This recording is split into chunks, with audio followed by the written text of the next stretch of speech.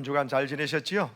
네. 날마다 주님과 함께 승리하시고 주님의 기쁨과 은총을 여러분 모든 가정과 이웃에게 흘러보내는 복된 하나님의 사람이 되시기를 축복합니다. 여러분과 인사 나눕시다. 주님의 이름으로 축복합니다. 주님의 이름으로 축복합니다. 아멘. 오늘 화목하게 하는 직분을 주셨으니 오늘 성경 말씀 18절에 나온 말씀 그대로 제목을 정했습니다. 한번 따라 합시다. 화목하게 하는 직분을 주셨으니.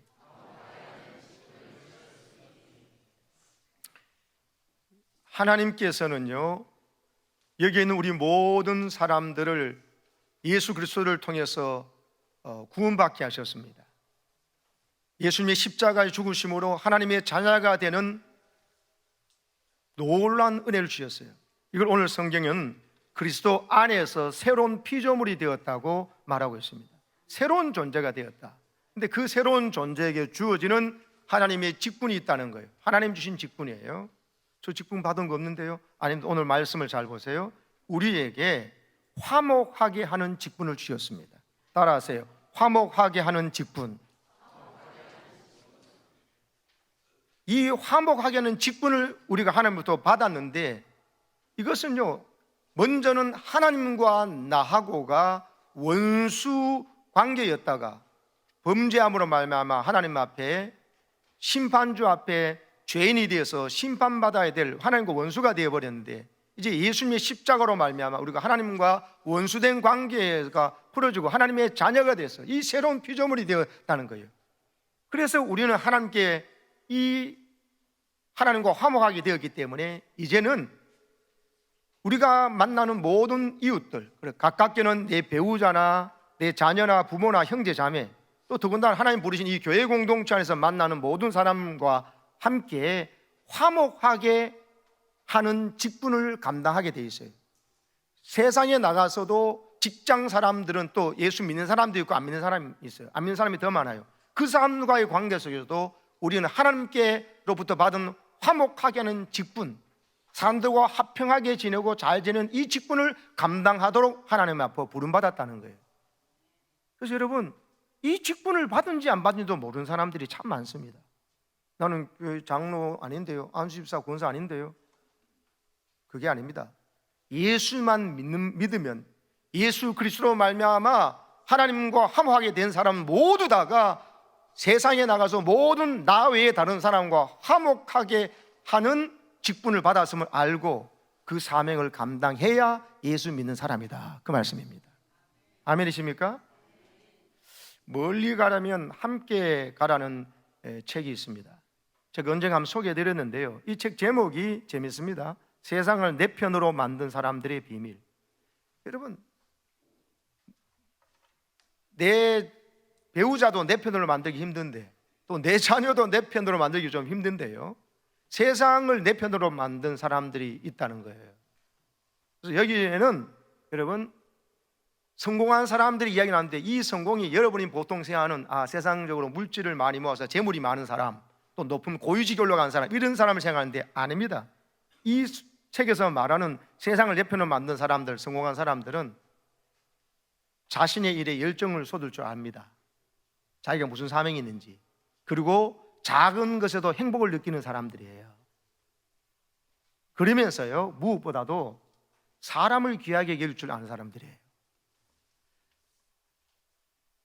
세상에 태어나서 만나게 된 가족이나 만나게 된 직장 사람이나 만나게 된 교인들이나 누구든지 사람을 귀하게 여길 줄 알고 그 사람들을 배려할 줄 아는 이런 사람을 성공한 사람들이라고 말하고 있거든요. 그래서 이 책을 저는 여러분 한번 읽어봤으면 좋겠다고 생각합니다. 여기에 나오는 이야기입니다.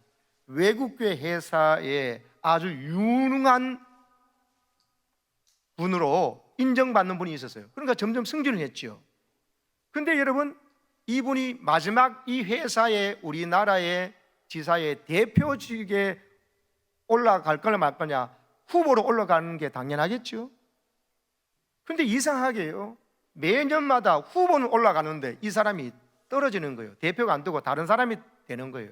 이 사람보다도 실적도 좀 떨어지고, 좀 외국 회사인데 영어를 기본적으로 얼마나 잘하겠습니다. 이 사람이 이 회사에 제일 잘해. 근데 이 사람보다 어느 정도 떨어지는데 다른 사람이 대표가 계속되고 이 사람이 몇 번이나 대표 자리에서 떨어지는 거예요. 그래서 이 사람이 서운했습니다. 그래서 미국 본사에다가 편지를 쓴 거예요. 억울함을. 아니 내가 지금 보십시오, 객관적으로 몇 년 자료가 내가 이런 실적이 있어 다른 사람의 타의 추종을 불허합니다. 그리고 언어 능력도 있고 그리고 실력도 있어가지고 이런데 왜 계속 제가 한 번도 아니고 몇 번에 이렇게 대표직에서 떨어집니까? 나보다 실적도 못한 사람이 대표가 되었습니까? 하고 본사에 질의를 했어요. 거기서 본사에서 답이 왔습니다. 맞습니다. 당신의 실적과 능력은 탁월합니다. 그러나 당신은 우리 회사의 지도자, 리더가 되기에 부족한 것이 좀 있습니다. 그러면서 이런 답이 온 거예요. 당신은 유머가 전혀 없습니다. 그리고 직원들에게 인간적인 관심을 보이지 않았다는 점입니다. 무엇보다도 경비 아저씨나 청소하는 아주머니에게 먼저 인사한 적이 없습니다. 그리고 그뿐더러 경비 아저씨나 청소하는 아줌마들의 인사를 받아주지도 않았습니다. 이걸 지적한 거예요, 본사에서. 여러분, 보통 회사하면 효율성을 따지고 능력만 따지잖아요. 실력을 따지잖아요. 이 회사는 그렇지 않았습니다. 우리 외국계 회사의 대표가 되려면 이런 사람을 귀히 여길 줄 알고 사람과의 관계를 참으로 사람 귀하게 할 줄 아는 사람이 되지, 안 그러고 실적만 좋다가는 나중에 이 회사는 제대로 살아남지 못하고 이런 회사는 싫다는 거예요, 회사의 오너가. 여러분, 감동적이지 않습니까? 청소하는 아줌마를 우습게 보고 경비를 우습게 보고 나보다 공부 못한 사람, 나보다 실력이 적은 사람, 그래서 실적만 좋으면 되는 게 아니라 사람에게 인사도 제대로 못하고 인사 받을 줄도 모르고 자기가 대표 되려 하니 그런 사람은 대표 못 된다는 거예요. 여러분, 이게 교회의 모습이어야 됩니다. 이 책에 이 이야기도 나옵니다. 하버드 대학교에서요 1930년대의 졸업생들이 이후에 60년 동안 어떻게 사회에 나가서 영향을 미쳤나 조사를 했어요. 대단한 조사죠. 이게 소위 종단 조사를 하잖아요. 1930년대 하버드 대학, 세계 최고의 대학 졸업했는데 나가서 어떻게 했나 60년 조사해 보니까 성적이 좋은 학생보다도요 이런 사람이 성공을 해는 가능성이 또 통계가 훨씬 많이 나오더라는 거예요. 커뮤니케이션이 능한 사람, 사람과 대화를 잘하는 거예요. 어떤 사람은 대화하면 그 사람과 대화가 안 되고 여러분 화가 나고 이런 게 있잖아요. 근데 커뮤니케이션을 대화가 잘하고 또 사람과 잘 어울릴 줄 알고 그리고 훌륭한 유머 감각이 있는 학생이 사회에 나가서 더 사람들에게 존경받고 사회적 영향을 끼치더라. 이게 60년 동안의 하버드생 졸업생의 결과였어요. 관찰의 기술이라는 책에도 보면은 미국의 MIT 공대 졸업생들 추적을 하는데 여러분, 당신이 이렇게 성공한 이유가 뭐냐고 말씀드렸죠. 이 성공이 단순한 세상적인 그런 성공이 아니라고요. 그 사람들 보고 설문조사했더니만 자기의 가지고 있는 기술, 실력 이거가 때문에 성공했다는 것은 자기 스스로 판단해 15%밖에 안 돼. 나머지 85%가 뭐였느냐? 좋은 인간관계, 그리고 남의 아픔과 슬픔에 공감해 주는 능력이 자기가 훈련되어서 몸에 배해서 성공했다는 거예요. 지금 이 모든 이야기는 인간관계, 대인관계가 얼마나 중요한지를 말해주는 이야기입니다. 여러분, 대인관계가 중요하다는 걸 모르는 사람 누가 있어요? 다 압니다. 그런데 그게 쉬운 일이 아니지요. 그래서 여러분, 생택집별에 가서 이 어린 왕자에다 보면 의미심장한 이야기 합니다. 세상에서 가장 어려운 일이 뭐냐? 돈 버는 일도 아니고 여러분 결혼하는 것도 아니고 집 사는 것도 아니에요. 사람이 사람의 마음을 얻는 일이 세상에서 가장 어려운 일이라는 의미심장한 말을 합니다. 정말 여러분, 배우자가 한 몸이라고 하는 배우자도 배우자의 마음을 얻기가 힘듭니다. 내가 아파서 낳은 자식도 내 마음에 든 일이 어렵고 또 자식의 마음에 내가 들기도 부모가 그런 것도 참 어려운 세상입니다. 그러면은 내 가족도 내 마음에 드는 일이 힘들면은 서로 고향도 다르고 MBTI도 다르고 기질도 다르고 성질 다 다른 사람인데 어떻게 마음을 얻습니까? 그러나 여러분, 히브리서 12장 14절 말씀을 기억하셔야 됩니다. 의미심장한 말씀을 하나님 하셨어요. 읽어봅시다. 히브리서 12장 14절. 모든 사람과 더불어 화평함과 거룩함을 따르라. 그 다음 시작. 이것이 없이는 아무도 주를 보지 못하리라. 저 화평함은 사람들과의 화목하게 지내는 걸 말해요. 사람과 화목하게 지내는 것이 없으면, 또 하나님 앞에 구별되어서 거룩하게 살아가는 삶이 없으면 주님을 볼 생각 마라. 못 본다는 거예요. 천국 못 간다는 이야기입니다. 여러분, 천국 갔는데 내가 보기 싫은 사람이 와 있는데 그게 천국이었습니까? 그건 지옥이에요. 그런 사람 천국 못 갑니다. 그래서 내가 누군가에게 정말 보기도 싫은 사람이 되어서는 안 되고, 또 내가 내 눈에도 아직도 보기도 싫은 사람이 있어서는 이런 사람은 천국 못 간다는 것을 성경이 말하고 있기 때문에 우리는 대인관계가 중요한 거 알아서 그래 힘들다 해서 포기할 문제가 아니라는 거예요. 마태복음 5장 9절에서 예수님께서 복을 이야기하시는데 팔복 중에서 뭐라고 하십니까? 시작. 화평하게 하는 자는 복이 있나니 그들이 하나님의 아들이라 일컬음을 받을 것이요. 누가 하나님의 아들이냐? 누가 하나님의 자녀라고 일컬음을 받느냐? 화평하게 하는 자, 사람 관계를 서로 화목하게 하는 자, 화목하게 하는 직분을 가지고 그 직분 받았음을 알고 화목하게 하는 말을 할 줄 아는 사람이 하나님의 자녀다. 다른 말로 해보세요. 누가 예수 믿는 자고 구원받은 자냐? 화목하게 하는 자. 근데 여러분, 사람 사이를 이간질하고 뒷담화하고 비판하고 정죄한 일에 앞장서는 사람은 하나님의 아들, 딸이라 일컬음을 받지 못한다는 거예요. 그런 사람은 저주를 가져오는 사람이에요. 여러분, 교회의 지도자가 누가 장로가 되고 누가 안수가 권사가 되고 누가 세례 교인이 진짜 교인이 되어야 되느냐? 화평하게 하는 사람이에요. 인간관계를 화목하게 하는 사람.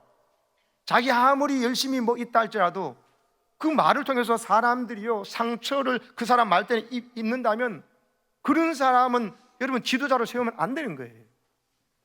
외국계 회사에 그렇게 실적이 좋고 실력 있는 사람이 왜 자꾸 대표 자리에 떨어지냐 말이에요. 회사도 그리고 경비한테 청소하는 아줌마한테 인사도 받지도 않고 인사도 하지도 않은 그런 사람을, 그런 인간을 대표로 세우면 어떡하려고 하는 거죠. 그래서 사랑하는 여러분, 우리는요 오늘 하나님께서 주신 말씀에 소망을 얻어야 됩니다. 왜? 예수님께서 우리를 위해 대신 죽으심을 알고 나는 예수님의 죽으심 때문에 내가 살아났다는 걸 아는 사람은 다시는 이제 내 자신을 위해서 살려고 하지 않는다는 거예요. 왜? 내 자신을 위해서 살려고 하면 이렇게 나쁜 사람이 되니까. 하나님의 아들이 나를 위해 죽기까지 해서 살려놓았는데 이제 또다시 내가 나만을 생각하고 나쁜 사람이 될 거냐는 거예요. 그럴 수가 없다. 너희는 그리스도 안에서 새로운 피조물이다. 너희는 새 사람이 되었다. 옛사람은 주님과 함께 십자가에 죽었고 주님 부활하실 때 너희는 이제 예수님이 네 안에 살고 있는 작은 예수로 살게 된 거다. 할렐루야. 이 사실을 받아들이라는 거예요. 그래서 예수님처럼 하나님과 우리가 원수된 자리에 중간에 들어가서 십자가로 화목한 직분을 감당하신 예수님이 네가 영접해서 예수님이 네 안에 계시니까 넌 이제 작은 예수로 살면서 화목하는 직분을 감당해야 된다. 이 직분 감당하는 사람이 교회의 중직자고 교인이란 거예요. 세상에 나가서 하나님과 원수된 자들이 있잖아요. 몰라서 그러니까 불쌍히 여기면서 이 하나님의 화목하는 직분을 감당해서 하나님의 사랑을 전하고 내 이 예수님의 사랑이 담겨 있는 이 여러분 말과 행실을 눈빛을 통해서 그들이 하나님과 화목하도록 돕는 거예요. 이게 바로 예수 믿는 자의 삶이라는 거예요. 이게 하나님의 아들로 일컬음을 받는 것이고, 그래서 하나님이 화목한 직분을 주셨기 때문에 너는 하나님께서 화목하게 하는 19절에 말씀을 우리에게 주셔서 이 말씀을 흘러보내라고 부탁하셨다는 거예요. 그래서 우리 입에는 화목하게 하는 말을 해야 돼요. 사람과 사람을 이간질시키거나 의심나게 하는 게 아니고 확인도 되지도 않은 것을 함부로 퍼뜨리는 카더라 통신원이 되지 마시고요. 누구 카더라는 카더라로 끝나는 게 내 입에서 나가면 카더라는 내 말이 되는 거예요. 하나님은 누가 카더라 그래서라도 내 입에 나가면 하나님 네 말로 듣고 하나님께서 판단하시거든요. 조심해야 됩니다. 그래서 여러분 화목하게 하는 직분을 주셨다. 화목하게 하는 말씀, 화목하게 하는 말을 전달하는 화목케 하는 화평케 하는 자가 되어야 되겠다. 이 믿음 가지시기를 축복합니다. 여러분, 하나님께서 하지도 못할 일을 하라고 하겠습니까? 하나님은 그렇게 불합리한 분이 아닙니다. 하나님이 얼마나 여러분 합리적이신 분인데요, 논리적이신 분이시고 이 온 우주 만물을 창조하신 능력이 있는 분은요 우리가 못할 것을 하라고 하신 분이 아니요 할 수 있기 때문에 하라고 그런 겁니다. 그럼 화목하게 하는 직분을 어떻게 감당할 수 있냐? 옛사람으로는 안 돼요. 내 기준, 내 혈기로서는 절대로 못합니다. 그래서 화평이요, 성령의 열매인 거예요. 이거는 내가 맺는 열매가 아니라 내가 예수 안에 있으면, 예수 믿으면 예수님이 내 안에 계셔서, 예수 믿는 자에게는 성령이 와 계시기 때문에 성령의 역사로, 감동으로 내가 사랑과 화평의 열매를 맺으셨다는 거예요. 띄워보세요. 갈라디아서 5장 22절에 나오는 성령의 9가지 열매를 말씀하는데요, 그 말씀 있는 거, 그거 말고 말씀 있는 거 보면은 성령 열매가 보세요, 저기서 9가지를 말하잖아요. 저것은 성령이 우리 안에서 나타난 증거지, 내가 노력하고 해서 열매는 게 아닙니다. 내가 노력한다는 것은 예수 안에 있기만 하는 것이고, 내 안에 예수님이 계시면 성령이 저 화평 열매가 저절로 맺혀지게 되어 있다는 거예요. 그래서 성령 열매 9가지가 헬라어의 단수로 되어 있어요. 단수. 예수 한 분만 내 안에 계시면 저것이 화평이 맺어진다. 그러니까 자식도 내가 마음을 얻지 못한데 나는 화평 그런 거 뭐고, 그냥 돈 열심히 버는 복을 받고 구원받기 원합니다. 그거 없다는 거예요. 화평함과 거룩함 없이는 주를 보지 못한다고 했기 때문에.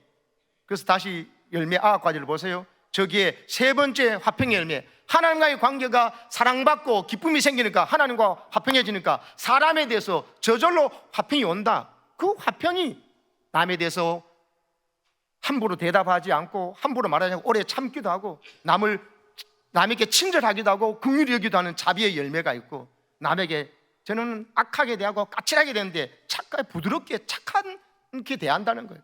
하나님의 교회에 대해서 충성할 줄 알고 부드러워진 온유함이 있고, 그리고 자기 말을 절제할 줄 알고 자기의 감정을 절제해서 내 안에 예수가 드러나도록 하는 이런 삶이 맺어진다는 거예요.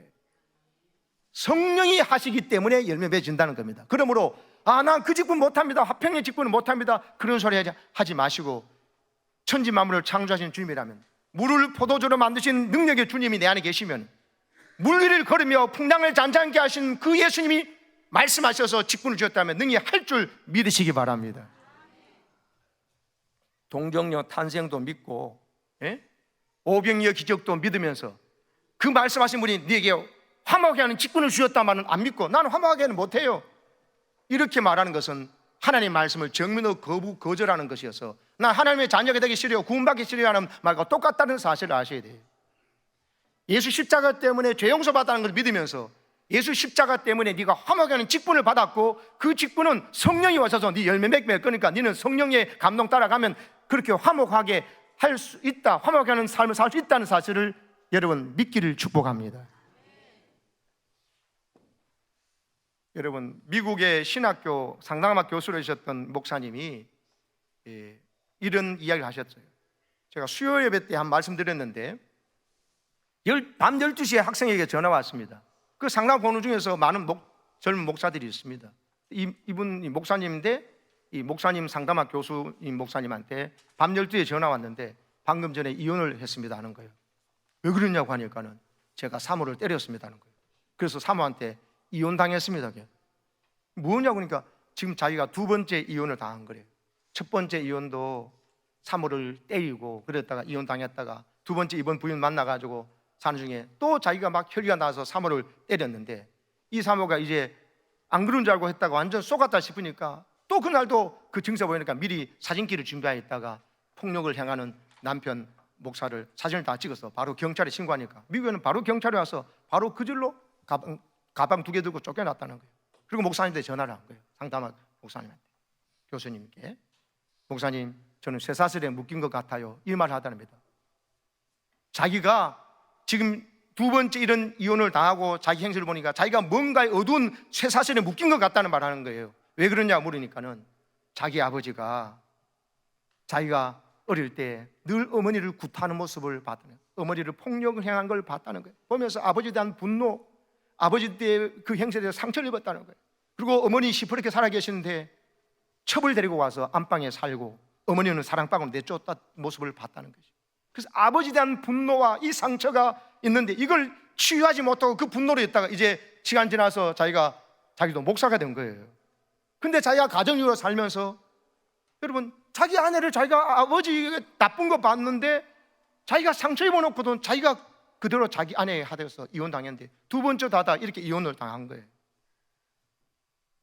그러면서 자기가 어두운 쇠사슬에, 무거운 쇠사슬에 묶인 것 같다는 이야기를 한 겁니다. 그 이야기를 듣고 상담학 교수 목사님이 말했습니다. 이건 사람의 힘으로 안 됩니다. 기도원에 올라가십시오. 하나님 아버지 앞에 기도하십시오. 그리고 당신의 아버지가 용서될 때까지 기도원에 내려오지 마세요. 그랬는데 이 사람이 오갈 데도 없잖아요. 더 이상 어떻게 바닥을 내려가요? 기도원에 가서 한참을 지났는데 늦게 내려오셨습니다. 이분이 정말 아버지가 용서가 안 되는 거죠. 그런데 이 바위를 부여잡고 울면서 기도하는데 성령님께서 그 마음을 감동시켜 주셨어요. 그러면서 자기 아버지가 불쌍해 보였고, 그리고 그 상처 입어가지고 상처를 치유받지 못하고 자기가 이렇게 두 개의 가정을 깨뜨리고 그 자녀들에게 실수는 상처를 줬잖아요. 그런 자기 자신의 모습을 보면서 이런 나를 위해서 예수님께서 대신 죽어주시고 자기를 용서해서 목사까지 시켜줬는데, 하나님 자녀까지 만들어줬는데 자기는 아버지를 용서하지 못하고 있다는 사실이 깨달아진 거예요. 십자가에 죽으심과 그거 모르는 사람 누가 있어요? 머리로는 다 알죠. 근데 가슴으로 적용되어서 아버지 앞에 내가 1만 달란트나 되는 큰 어마어마한 천문학적 숫자에 죄를 지는 것을 용서받았는데 내한테 100데나리온 집힌 자에서 용서해 주지 못하고 그거 갚으라고 했는 그 모습이 자기 모습이 깨달아지면서 하나님의 사랑이 부어진 걸 깨달으니까는 아버지가 불쌍히 여기 보이더라는 거예요. 전에는 내 눈으로 어떻게 그러셔서 봤는데 보니까는 자기도 그런 모습이 그대로 있었을 보니까는 아버지나 자기나 하나님 앞에 똑같은 모습, 오히려 자기가 더 잘못됐다는 생각. 내가 먼저 예수 믿고 내가 먼저 하나님을 만나고 목사까지 되었는데 아버지를 용서하고 있지 못한 모습이 깨달아진 거지요. 그래서 여러분, 성령의 감동으로 아버지가 용서되어져서 몇 년 만에 처음으로 국제전화로 아버지에게 전화했다는 거죠. 아버지, 제가 아버지를 미워했던 거 용서해달라고. 그러니까 아버지가 아니라고, 내가 미안하다고, 내가 잘못했다고 울면서 이 아버지의 관계가 회복이 되었어요. 그러니까 하나님께서 세 번째 결혼을 허락하셨고 간호사님과 결혼했는데요, 아름다운 가정 이루고 자녀도 낳고 미국에서 지금 목회를 하시는데 아주 잘하고 계신다는 거예요. 여러분, 이 모습이요, 우리 힘으로는 관계를 화목하게 할 수 없는 어려운 일이 많이 있다는 것을 보여주는 거예요. 그러면서 그렇다고 해서 내가 이 상처받았다고 해서 그냥 있으면 내가 남에게 또 더 상처를 줘요. 이 아들 목사님은 여러분 2번 이혼을 하면서 자기 부인이나 그 자녀들에게 얼마나 실수 없는 상처를 준 겁니까?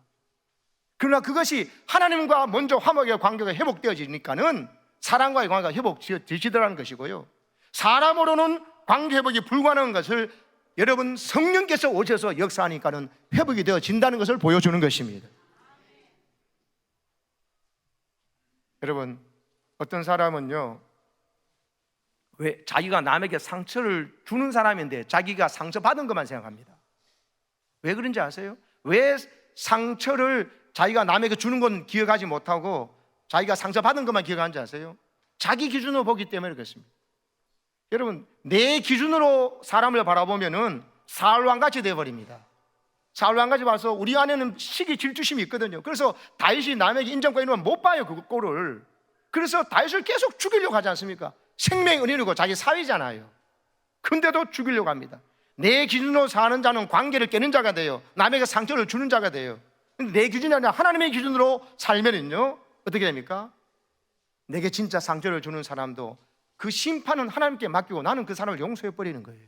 그래서 다윗이 사울을 죽일 수 있는 기회가 있었지만 자기 기준으로 인간적인 마음으로 원수 갚지 않습니다. 원수 갚는 것은 하나님께 맡기라고 그랬다면서 하나님을 개입시켜서 사울 왕에 대한 하나님이 기름 부어 세운 자니까 기름 부은 받는 자는 하나님께 심판하신다고 맡기지, 사울 왕과 싸우지 않는 다윗, 이 모습을 바로 상처 입은 사람이 어떻게 그 상처를 극복하고 오히려 복을 받을 수 있냐를 보여주는 거예요. 하나님의 기준으로 사람을 보시기 바랍니다. 내가 상처를 주는 자가 아닌지를 돌아보세요. 오히려 사울같이 살아가는 사람이 더 많습니다. 다윗같이 사는 사람보다도. 성경을 잘못 보니까 다윗의 입장에서 보잖아요. 아니에요, 나는 지금 사울왕과 같은 행동을 사는 사람들이 많다니까요. 돌아보시고, 그리고는 그렇다면 내가 상처 준 일이 없으면 감사하고 없으면 더 조심하고요, 상처받은 사람은 다윗처럼 하나님의 기준으로 그 사람을 바라보라는 거예요. 그러면은 그 사람을 불쌍히 여기시는 하나님이 보이고 그 사람 속에는 예수님이 보일 때 말할 수 있습니다. 그러면 됩니다. 평소에 늘 남 비판 잘하던 분이 목사님이 물었어요. 당신은 왜 그렇게 남에게 부정적인 말을 하고 비판적이냐고 그러니까 그분이 이렇게 대답했어요. 자신의 성품이 워낙 솔직하기 때문에 그지 솔직한 의견을 말해서 뿐이라고 합니다. 솔직한 의견을 말하고 자기 성품이 솔직해서 그런 게 아닙니다. 이분이 착각하고 계신 거예요. 마귀에게 속고 있는 것입니다. 솔직하게 그 사람의 장점과 단점을 해서 다른 사람이 다 솔직하게 말하면 자기도 다 비판받아 마땅한데요. 근데 남의 비판을 잘하는 사람은 자기의 이게 들보가 있는 것을 몰라요. 그게 바리새인이고요. 그래서 예수님이 네 눈에 있는 들보를 먼저 봐라, 남의 눈에 있는 티를 빼라 하지 말라고 하신 거예요. 이게 안 되니까 오늘 이 시대를 외국에서 우리나라 보고 뭐라 그럽니까? 네로남불의 사회라 그러잖아요. 네로남불의 나라라고. 남이 불륜했으면 나도 불륜이면 불륜이지, 나는 뭐 로맨스라고 그래요? 그러면 네로남불이라고 아시탑이라는 그런 모순된 이 세상에 살고 있는 정신 바짝 차리지 않으면요, 내가 상처를 주는 건 생각지도 못하고 상처받았다만 생각합니다. 아닙니다, 여러분. 정신을 차려가지고. 그래서 이분이요, 어느 날 자기가 마귀에게 속았고 자기의 생각이 마음과 영이 마귀에 사로잡힌 걸 깨달은 게 로마서 14장 10절을 읽다가 이 사람이 깨달은 거예요. 로마서 14장 10절에 네가 어찌하여 내 형제를 판단하느뇨? 어찌하여 내 형제를 업신여기느뇨? 우리가 다 하나님의 심판대 앞에 서리라. 로마서 2장 또 말씀입니까? 그러므로 남을 판단하는 사람아, 누구를 막나르고 네가 핑계하지 못할 것은 남을 판단하는 것으로 네가 너를 정죄함이니 판단하는 내가 같은 길을 행함이니라. 남 판단하면서 자기가 그대로 자기도 그렇게 하면서 남 판단하고 있다는 거예요. 뒤에 그 다음 말씀 보세요. 시작. 이런 일을 행하는 자를 판단하고도 같은 일을 행하는 사람아, 네가 하나님의 심판을 피할 줄 생각하냐? 이 말씀 듣고 이 사람이 깨졌어요. 아, 지금 내가 남을 비판하던 생각이 사단이 내게 넣어주는 생각이었구나. 사단의 공격을 깨닫고 다시는 남을 비판하는 눈으로 안 보고 예수의 눈으로 바라보기 시작하니까 비판할 게 아니라 자기의 들보가 보이고 남에게는 축복의 말이 나고 따뜻한 말이 나가면서 이 사람이 굳어진 못된 예습성에서 벗어날 수 있었다는 것입니다. 할렐루야. 공감 능력을 회복해야 합니다. 로마서 12장 15절에 즐거워하는 자들과 함께 즐거워하고 우는 자들과 함께 울라. 그러면 모든 사람과 더불어 화목할 수 있다. 남이 기쁜 일에 함께 기뻐하지도 않고 슬픈 일에 함께 슬픔을 하지도 않고 남이 애경사에 눈 감고 있으니 여러분 결국 관계가 깨어지는 것이죠. 가족이나 좋은 친구들을 만나서 즐겁게 지낼 때 느끼는 행복감을 돈으로 환산하면 얼마 정도 될지 아십니까? 여러분, 제가 책을 보고 공부해보니 영국 런던 대학교 교육공학연구소에서 이 연구 논문을 발표했는데요, 친구나 가족들끼리 마음이 맞는 사람끼리 만나서 누린 행복감이 연봉 1억이 늘어날 때 행복감과 같답니다. 저는 우리 교우들이 매일 연봉 1억이 늘어나기를 축복합니다. 아멘 안 한 사람은 뭡니까? 여러분, 매주마다 연봉 1억이 늘어나기를 축복합니다. 오늘 목장 모임하면서 정말 예수의 눈으로 바라보면요, 내 마음에 안 드는 사람이 없어요.